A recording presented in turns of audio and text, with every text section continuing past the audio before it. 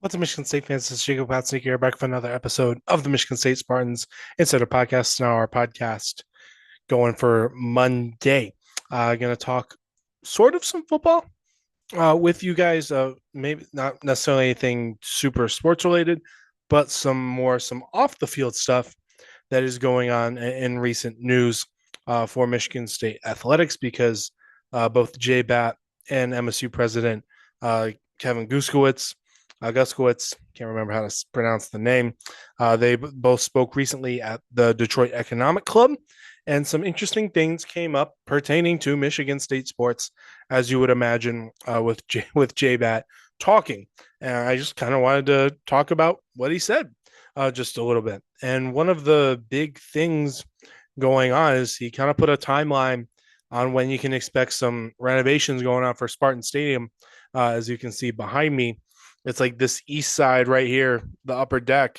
Will that be there in a couple of years? But Jay Batt said that he would like to see, if all goes well, that you might have a renovated Spartan Stadium for the 2029 season. Obviously, it'll take a few years. Again, you're talking about taking the upper deck basically down and putting some more premium, some suites, and some other stuff right there on the east side of the stadium. But you'll see a reduction probably in the seating capacity of Spartan Stadium. I think that's fine. If you look at the attendance figures for last season, the only time they filled the entire place up, again, the official capacity is about 74,800 something. Only time they were at that number was the Michigan game last year. Obviously, the attendance for that is always going. It could be 100,000, and that thing could be filled up in East Lansing. So every other game there were at least some empty seats. You had some games that cracked 70,000, but you also had some, I can't remember. There was one game that was like the Penn State game was pretty not great, that type of thing. So I think if you're going to take this part out, which again, that's like kind of the ugliest side of the stadium, especially on the exterior. I don't think people will complain about that necessarily too much, though. I don't want to speak for everyone necessarily. I'm sure people would like to maybe have an upper deck here, but instead you just have one big bowl going around the stadium for the most part there. Let's see again, fall 2029 as the date moving forward for there. And another thing that kind of came up with J Bat is sponsorships and stuff, like the naming rights to Spartan Stadium, jersey patches, logos on the fields, that stuff. If MSU doesn't get some of that, maybe not next season, but the year after that, if MSU doesn't have a sponsorship for Spartan Stadium or the Breslin Center or a patch on their jerseys, I would be surprised because you're kind of leaving money on the table if you don't do it these days. This is what J Bat was brought here for, to kind of maximize the revenue. In that way, he's kind of done a great job. I mean, the Spartan Ventures thing is gonna launch next month, and you've got, again, the Big Ten is making more money than ever. You haven't maybe seen the football team become great. Obviously, that would lead to more revenue going forward as well. That's obviously the big thing for him too. But if you like, what's what, people, it won't be very popular with the fan base, but a naming rights deal for Spartan Stadium will go over relatively easily, I think, actually. Obviously, you'll have the initial backlash of like, this is stupid. Why do we need a sponsorship for this? But you're going to be making several $1 million a year probably off of that, and for something that will probably get you some bad PR for a week. If that, people will eventually move on, and most fans will probably still just call it Spartan Stadium. You don't even need to officially change it from Spartan Stadium. It might just be sponsorship field at Spartan Stadium. That's what Indiana did. They got, it was according to ESPN, they got $50 million over 20 years. Maybe you don't want a contract that long to have a sponsorship. It was a bank. It was like whatever the bank's name was at Memorial Field. No one's gonna call it that, but it's on there. That's the official name technically. But everyone's just gonna call it Memorial Field. Everyone's just gonna call it Spartan Stadium. It'll kind of be that similar. I think that's exactly what people would do. Same thing if it's the Breslin Center. If you throw a sponsorship on there, people are still going to call it the Breslin Center. I don't think that's necessarily, it's not something to stress about too much. Jersey patches and field logos might be a little tougher because it's right in your face. Again, jersey patches are now allowed under NCAA rules. That's new. I know LSU is one program that has taken advantage of this, and I'm sure there's some others that are doing the same as well. And again, this is a thing you can easily just get it, have a sweeping deal with one place, get it on every single jersey somewhere on every single varsity sport, and you can get a couple $1 million a year out of it. And a lot of people watching the college football games, it can be relatively non-invasive as well. I mean, if you look up where LSU's is, it's kind of like on their shoulder, uh, on their left shoulder or something. You really, unless you're close to it, it's going to be kind of tough to look at and notice unless you're looking for it. It can be something like that. Obviously, I, me personally, I'd kind of rather you go away from this direction. But if you're Jay Batt, you can do this. You can make some more money. It's your job. If I were in his shoes, I would think I would do it too in that way. I don't like that this is the direction that college sports is going. Again, it's more corporatized. NCAA tournament expansion, college football playoff expansion here and there. But this is kind of the reality of it right now. And again, but field logos, you can get some good money for that because again, the camera on the broadcast is right there. You can have the ad running the entire game basically, multiple times a year. Again, I like say I'm trying to think of like maybe if you have a good viewership game in college football, you're getting several million viewers for a game. If it's say it's a top 25 game in the future, you're gonna have a lot of people with their eyeballs on the sport. Because at the end of the day, part of the reason why all this is going down is more people are watching college sports than ever before. Again, I think before the internet, there's always some TV viewership records that are going on, but generally year over year, you're seeing the numbers go up and up and up and up with college sports. It's just a bigger brand in American culture than it ever has been. Again, there's a lot. Most people are fans of college football and the NFL now. A lot of people are watching college basketball. I think the first round last year was one of the best ever in terms of in terms of TV viewership. Like the MSU North Carolina game on Thanksgiving had 6.5 million viewers. MSU was one of the most watched college basketball teams in the country last season, as well. Like these are kind of some untapped revenue streams, and like I'm saying, this is what JBat was brought here to do. I mean that this is what it is now. I mean this is the way to make money for the university, get more applications going. I mean, when you break down college sports down to its bare bones, it's kind of just an elaborate advertising thing for the school. I mean, that's kind of how it is. That's where the phrase "the football team is the front lawn of your university" goes back. I mean, that's the reason people call it that. You see it over and over again. When a football team becomes good, unexpectedly, really, the applications go up. It happened at Colorado when Deion Sanders got there. All the media attention the Buffaloes got. I'm sure Indiana's numbers are up. I think I saw James Madison's went crazy up too when they became a college football playoff team last season. I mean, that's the world we're living in because it makes you think of the school more. Maybe like, oh, the football team's good. Maybe I'll look at it. That's the point I'm getting at here. But still, it's taking more and more money to make this giant advertising thing possible, and you got to find ways to try and sustain it. Will they be able to sustain it? Will everyone be able to sustain it for so long? I don't really know.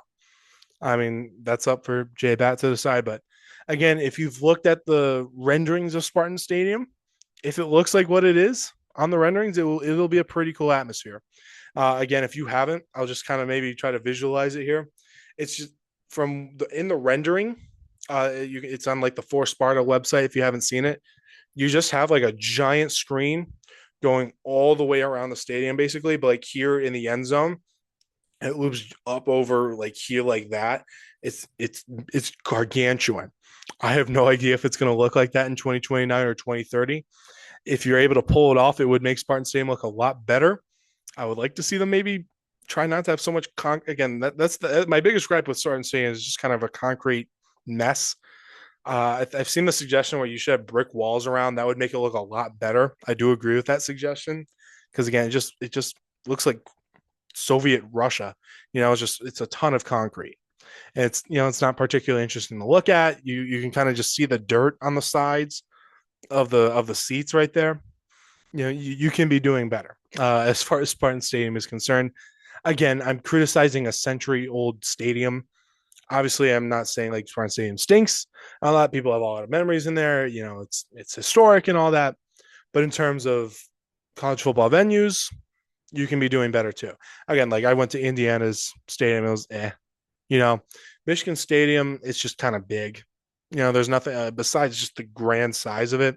Nothing super spectacular about Michigan Stadium. Though my knowledge beyond Michigan Stadium and the state of Michigan is pretty limited as far as college football stadiums go. But you can kind of see on TV, MSU's Spartan Stadium has needed some renovations for quite some time, and they're finally starting to do that. So, Batt estimated the project to be like half a billion, a little more than $500 million, probably.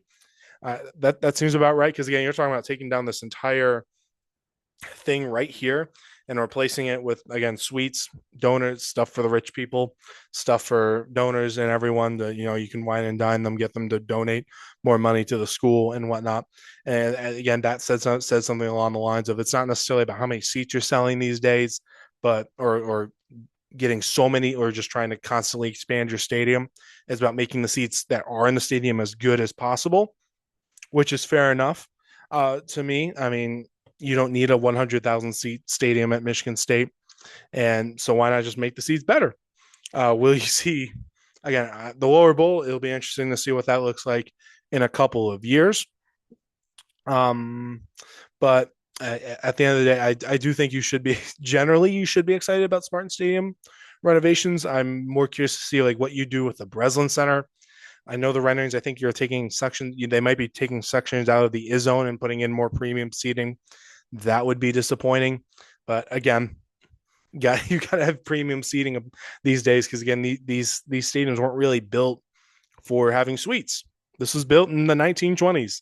Uh, Suites for college football games weren't really a thing back then. You have some suites on the other side where the press box is, and like a couple of levels below, but it's not a lot. You could have more space than what you do right now.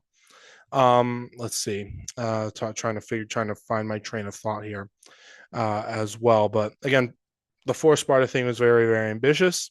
You kind of had that Kickstarter from the Williams family, where again, $290 million of their 410 million that they devoted to MSU went to the four Sparta campaign. 100 million was a investment, really not really a donation.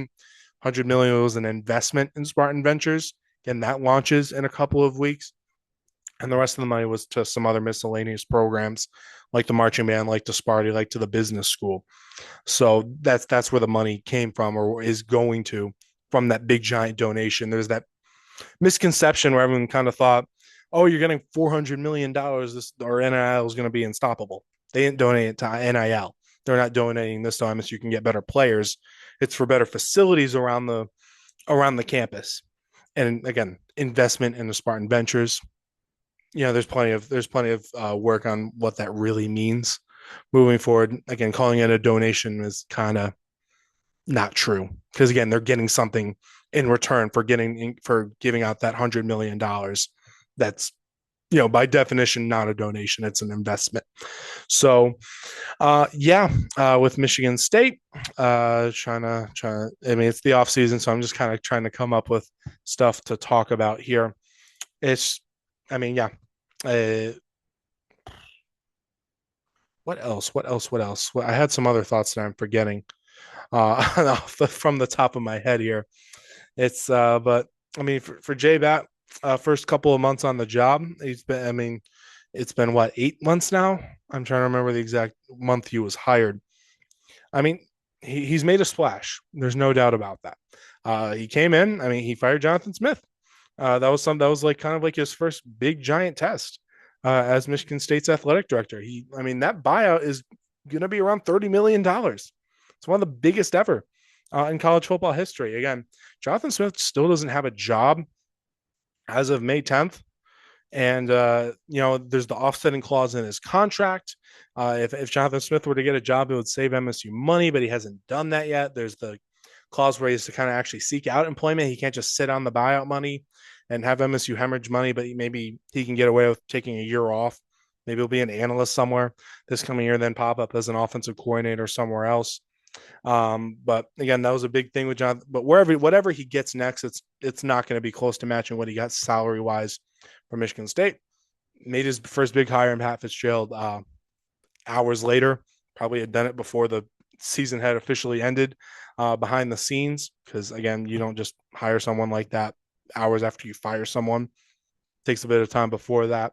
But yeah, I mean, and again, in terms of I mean, I've seen some more criticism pops up, like the printed tickets costing $150 or something for season tickets. It's just to some level he's doing what he was brought to Michigan State to do.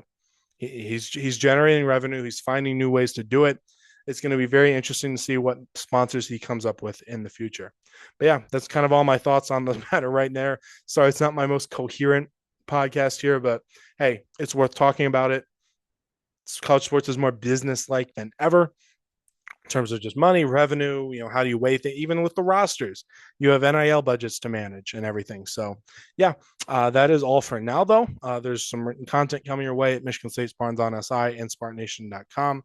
But there'll be more podcasting content coming your way very, very soon. But signing off once again, though, I'm Jacob Patsanika. I'll see you guys around.